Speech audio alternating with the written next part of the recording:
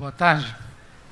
Então, antes de mais nada, é preciso esclarecer que, primeiro de tudo e acima de tudo, eu sou professor.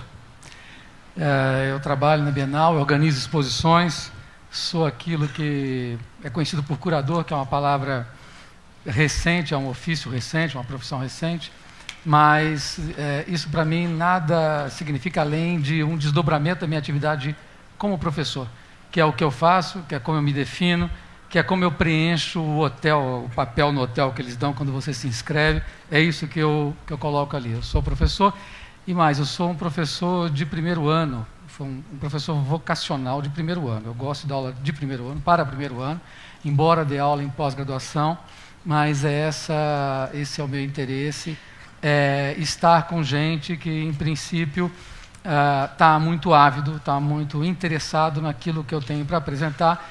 E eu tenho a meu favor, aquilo que eu defendo, aquilo que eu discuto e apresento, bom, nada mais, nada menos do que o suprassumo da produção humana, que é a produção artística. Então, é uma felicidade, eu sou um privilegiado, eu acordo de vez em quando falando assim, eu tenho muita sorte, eu sou um cara muito feliz. Eu podia ganhar um pouco mais, mas sou um cara muito feliz. E eu dou aula nesse prédio, e isso, por aí você já vê que é uma felicidade. O prédio não está muito bom das pernas, mas ele é maravilhoso. E eu vim dar aula aqui, eu fiz questão de dar aula aqui, eu lutei para entrar aqui, nessa faculdade para dar aula, porque o prédio é lindo. E eu achei que entrando aqui, eu ficaria mais inteligente, pela beleza do prédio. Não só pelos colegas, evidente, pelos alunos que puxam muito, porque todo mundo sabe que quem não sabe vai dar aula, que aí tem que ficar sabendo. É uma maneira muito rápida de você constituir uma certa proficiência, travando contato com um bando de gente que pergunta o que você tem a dizer, mostrar esse serviço. Eu estou agora fazendo a curadoria geral, dividindo com um amigo meu, Moacir dos Anjos, a curadoria da Bienal de São Paulo, que é o maior evento de arte contemporânea do Brasil, tem 60 anos de existência, e está entre os 3 grandes eventos de arte contemporânea do mundo. É a Bienal de Veneza, Documenta de Cássio, e a Bienal de São Paulo. A Bienal de São Paulo é a segunda a ser construída. E eu, mais uma vez, fico impressionado, enfim, como é que eu vim parar aqui? Eu fico preocupado com isso, acho isso um privilégio, acho isso, de fato, extraordinário. E acho que eu tenho que contar, por exemplo, o que eu faço, o que eu pretendo, qual é, inclusive, o tema dessa Bienal e como é que eu cheguei lá. Eu acho que eu cheguei lá e cheguei aqui onde estou agora, nesse momento, e neste prédio. Bom, é difícil meio você perceber exatamente em que momento as coisas começam a são decididas em suas vidas. Tem a ver, claro, com a sua própria família, com o fato de eu ser o 12º irmão de uma família de 13. O que faz com que você tenha que, bom, chamar a atenção. Porque você, sendo o 12º, é frequente a sua mãe olhar para você e falar, esse menino é da casa? Você ali perdido, você tem que ter algum tipo de atributo, e decorar poesia, por exemplo, é uma maneira de você... Enfim, e eu dou aula no primeiro ano e aviso sempre os meus alunos, olha, mas não fosse, saber de Picasso é estupendo, os filmes do Fellini é genial, ter lido os livros certos, porque quando você sai com seus colegas, dentistas, médicos, engenheiros, gente que estripa, que constrói ou que faz discurso, você é o cara que sabe falar daquilo que eles... O que isso quer dizer? Aí eles olham para você tem que ser o esperto. Então, essa é uma espécie de expertise, ser esperto nas coisas que os outros efetivamente não entendem. Mas não é só por isso. Eu sinto que alguma coisa mudou o dia em que eu tive uma aula no primeiro colegial. Eu tinha aula no Colégio de Estado aqui em São Paulo, no Rui Bloin, que fica ali perto da Vila Mariana. E eu tinha uma professora e ela dava aula para nós. E aí eu já fiquei... Eu sempre tive uma grande admiração por professores. Porque o professor é um novidadeiro, é um entusiasmado profissional, um sujeito tão extrovertido quanto um camelô, porque ele resolve vender um peixe, frequentemente o peixe é cálculo estequiométrico, para gente que não tem, que é impermeável, obtusa, obscura, refratária a esse tipo de conhecimento, e o cara consegue persuadir que é muito interessante, porque efetivamente é.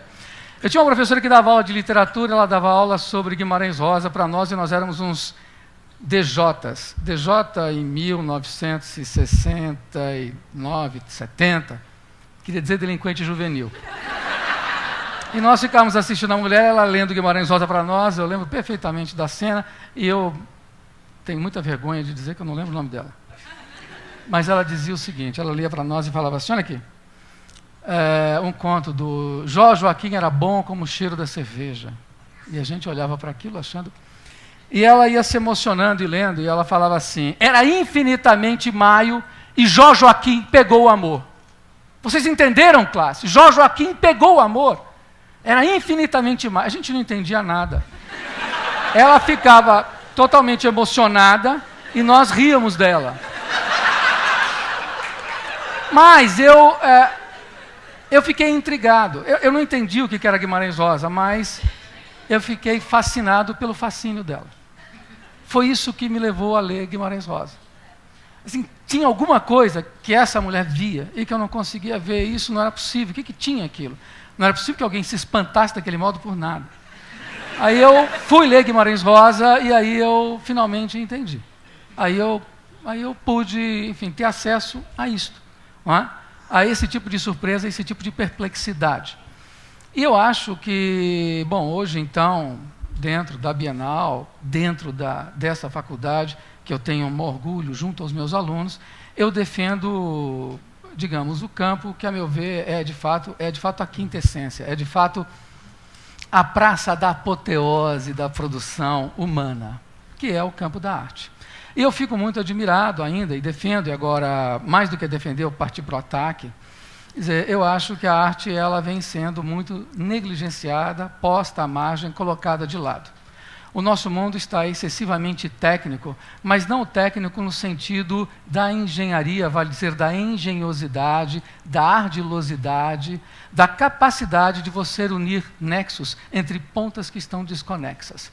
Não, está um mundo da rotina, há um mundo que já vem pré-definido. Eu encontro mais e mais garotos que decidem o que fazer em função de um presumível perfil de consumo, e não a partir de uma maneira de estar no mundo. As pessoas têm abandonado os seus desejos. Sequer se preocupam em saber quais são os seus desejos. E quando o desejo de uma pessoa é ter um carro grande, uma casa grande, uma mulher grande, um homem grande, enfim, aí nós temos que nos preocupar. Onde é que isso está levando? E, nesse sentido, parece-me que a arte é o grande antídoto. É preciso que se abra um espaço dentro deste mundo para a perplexidade, para a inquietação, para o excepcional. Ora, isso não é um apanágio da arte, não é uma prerrogativa, não é uma exclusividade dela. O René Descartes, que é um dos pilares da ciência, dizia que o motor do conhecimento não é a certeza, é a dúvida. E também o próprio Fernando Pessoa escreve que a Vênus de Milo é tão bela quanto o binômio de Newton. O que não há é gente que dê por isso. Quer dizer, o que é preciso, de fato, é que nós coloquemos os pingos nos is. E que, especialmente, as universidades deixem de ser os lugares dessas rotinas. É claro que tem alguns conhecimentos que são básicos, mas nós não podemos formar os alunos para as rotinas. Nós temos que formar os alunos para que eles tenham flexibilidade de espírito. Até porque muitas das coisas que vocês aprenderam na faculdade já não terão validade quando vocês saírem dela, porque o mundo está em processo. Então, o que você tem que ensinar, o que você tem que passar, o que você tem que facultar, azeitar, treinar, é, diante de coisas que vocês não conhecem, como se comportar. Essa parece-me a grande preocupação, e isso é o que a arte faz. Porque o que a arte faz é isso. Porque quem tem dor de dente sabe que precisa de um dentista. Quem precisa construir algo, chama um arquiteto, chama um engenheiro para fazer este algo. Enfim, todas as nossas necessidades, elas estão claramente ancoradas, referidas a algumas profissões e ofícios. O artista não. O artista é um sujeito que, por um movimento que não se sabe ao certo, ele dá as costas digamos, a região iluminada da sociedade, a região iluminada do próprio ser, e vai em direção à escuridão. Não sabemos por que isso acontece. Uma vez perguntaram para a primeira bailarina do balé de Stuttgart, a Marcia Aidé, qual é o conselho que ela daria para um jovem que quer ser bailarino. Ela falava assim: conselho para um jovem que quer ser bailarino? Desista. Se não há nenhuma graça nisso, porque você faz aula o dia inteiro, você vive se machucando, vive em massagista, vive contundido, vai dançar para plateias vazias, vai andar em ambiente de grupo de dança que tem uma inveja desgraçada, você vai ter uma carreira muito curta, não terá namorado, com 35 anos acabou e você vai mais ou menos sem saber o que fazer. Então desista. Por outro lado, se você, para atender o telefone, dá um Grand GT na sala, e para abrir uma geladeira você faz um arabesque, então você é bailarino. Faça da melhor maneira, mas talvez nem seja o caso, pensando o que essa mulher disse, que essa extraordinária bailarina disse, que as pessoas não escolhem fazer arte, elas são escolhidas pela arte. Talvez seja quase que uma condenação, e eu tenho essa sensação direta, porque eu visito ateliê de artistas, e é extraordinário os problemas que eles se colocam para si. Quer dizer, voltando então, todo mundo sabe do que precisa. Agora, eu não conheço ninguém que acorda de manhã e fala assim: eu estou com saudade de uma música que eu nunca ouvi. Eu estou com a carência de um livro que eu não conheço. Eu estou precisando assistir um filme que ainda não sei qual é. Mas, curiosamente, quando você ouve determinada música, quando você lê determinado livro, quando você assiste determinado filme, você se põe a pensar: como é que eu pude viver até hoje sem ter visto isto? Como isto é possível? E eu não posso mais viver sem isto. Quer dizer, os artistas nos alimentam, os artistas dão a nós a fertilidade da imaginação. Segundo Dante Alighieri, a alta fantasia é um lugar que chove dentro. Os artistas fazem chover dentro da imaginação. Nesse sentido, eles se aproximam dos cientistas, porque os grandes cientistas, os grandes investigadores, nada mais são do que artistas também. Quer dizer, como dizia o Jacob Bronowski, que é um teórico do conhecimento, o que espanta em Newton é ele perceber que aquilo que faz com que a maçã caia tem a ver com a mesma coisa, aquilo que faz, o denominador comum, com a lua que está lá onde ela está.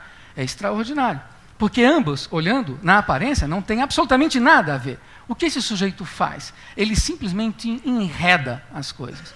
Ele consegue juntar aquilo que é díspare, ele consegue unir aquilo que é vário, aquilo que, em princípio, nada tem a ver uma coisa com a outra. É isto que ele faz. E por quê? Porque ele imagina. Essa é a beleza, por exemplo, de um Copérnico, que pensou o sistema e quebrou toda a ideia de que a Terra era o centro do universo, colocando-se no Sol, onde ele só poderia visitar na imaginação. Os artistas fazem isso cotidianamente. Porque eles fazem, nós não saberemos, mas nós devemos tudo a eles. Nesse sentido, entre Homero e Platão, indubitavelmente estou com Homero. Nada contra Platão, que eu amo e fiz filosofia, mas Homero, indubitavelmente, porque nós só estamos aqui falando português, vocês me entendem, e eu me faço entender, ou não, ou inclusive me faço desentender com vocês, porque eu falo português. E o português existe porque ele me foi dado. O português existe por causa de Camões, por causa de Carlos Drummond de Andrade, por causa de João Cabral de Melo Neto, por causa de Guimarães Rosa, por causa de Fernando Pessoa, Machado de Assis. Estas pessoas deram-nos a língua, e ao darem a língua para nós, elas nos deram. Ao dar a língua para nós, elas deram junto com a língua o mundo com o qual nós nomeamos. Você lê Grande Sertão Veredas e vê os termos que ele emprega para utilizar o demônio, para referir-se ao demônio. Entre os nomes que ele dá ao demônio, há inclusive o termo, aquele que não tem nome, o inominável. Quer dizer, isto é o que um poeta faz, isso é que um artista faz. O artista dá a ver aquilo que ninguém havia visto, dá a escutar aquilo que ninguém tinha escutado até então. E é por isso, inclusive, que depois não podemos mais passar sem eles. Porque, como dizia Júlio Cortázar, né, se o passarinho mandão, que é como ele chama Deus, tivesse começado o mundo por Picasso e não acabado o mundo em Picasso, indubitavelmente o mundo seria melhor. É bem provável que teria sido melhor. Quer dizer, então, o que os artistas fazem é justamente a quebra, a ruptura, a transgressão. Ele pega o idioma, esse idioma tão vilipendiado que nós utilizamos frequentemente. O português é uma bela língua. E, no entanto, eu recebo cotidianamente e-mails que fazem pergunta e encerram com aguardo um retorno. O gerundismo, ele não é o único dos maus. Aguardar um retorno é uma falta de educação horrível. O cara fez uma pergunta e no final fala, aguarda um retorno. Ué, então ele está pensando que eu não vou responder. E se eu não iria responder, se eu fosse um mal educado, bom, é exatamente ele pensando que eu não vou responder, que eu não vou mesmo responder. Esse tipo de redundância e de pleonasmo é típico de nós que não lidamos bem com a nossa língua. Então, o que tem acontecido se nos nossos cursos nós não temos aula de poesia, não temos aula de cinema, não temos aula de escultura, não temos o conhecimento dessas coisas? Isto é fundamental porque isso é alimento. É isso que fertiliza as nossas ideias. É esse tipo de transgressão. Quer dizer, porque o mundo ele se reconstrói na medida em que a nossa sintaxe, as formas organizadas de se pensar o mundo, elas são alteradas. Como disse Jean-Luc Godard, o cineasta francês, cultura é norma, arte é exceção. E nós, no entanto, temos colocado a arte marginalmente dentro do nosso sistema.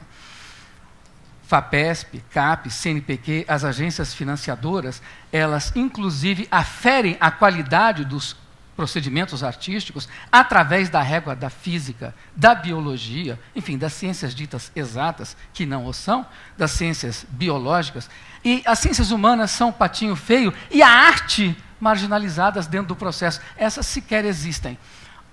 Isso está completamente equivocado. Arte é o pilar, precede a tudo. Tem a ver com um sujeito que na caverna, pela primeira vez, tentou magicamente reter o animal pela representação do animal, criando uma espécie de feitiço, porque existe uma espécie de encantamento e feitiçamento no fato de que uma palavra refere-se a alguma coisa. Vocês devem se lembrar daquela passagem nos 100 anos de solidão, quando as pessoas começam a se esquecer o nome das coisas e se ocupam em etiquetá-las. Porque, afinal, o que vai ser do mundo quando não soubermos mais? O mundo depende da linguagem, o que o artista faz o tempo todo é uma operação da linguagem. E é por isso que a nossa Bienal é sobre arte e política, porque ela entende a arte como um fundamento a partir do qual nós, finalmente, mais ricos, poderemos, então, nos entender, conversar sobre as nossas diferenças e chegar num acordo. Um acordo possível, mas um acordo. Obrigado.